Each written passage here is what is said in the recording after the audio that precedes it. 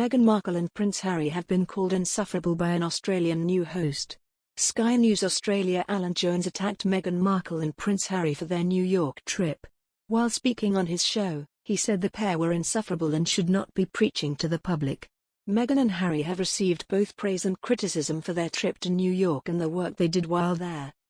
Mr. Jones said, "Here we are again. Whenever Meghan Markle and Prince Harry are due to speak, they should give us fair warning. That way we can throw on the eye mask and put in the earplugs. These two are truly insufferable." Mr. Jones attacked the pair for the trip and their ability to meet powerful individuals.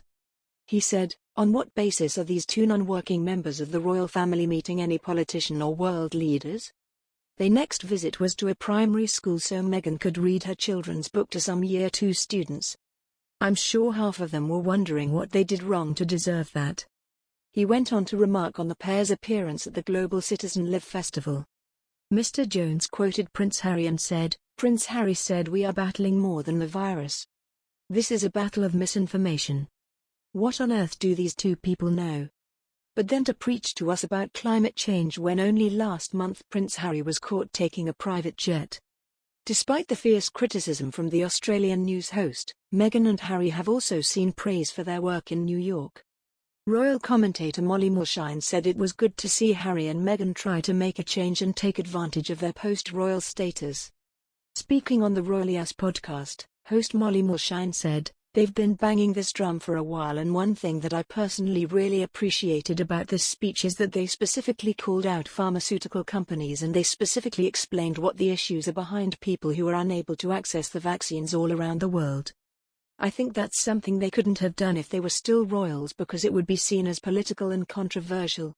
So it's good to see that they are taking advantage of their new life in a way that extends beyond media deals. It's more like actually trying to make a difference and influence people to make a change in the way that we're doing things, so that was cool to see."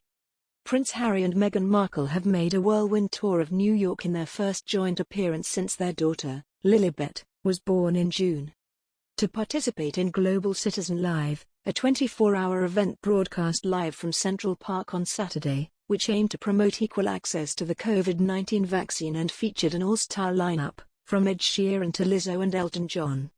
And though much of their visit, which coincided with the UN General Assembly and President Joe Biden's COVID summit, focused on challenging vaccine inequity, their schedule also included amplifying other causes.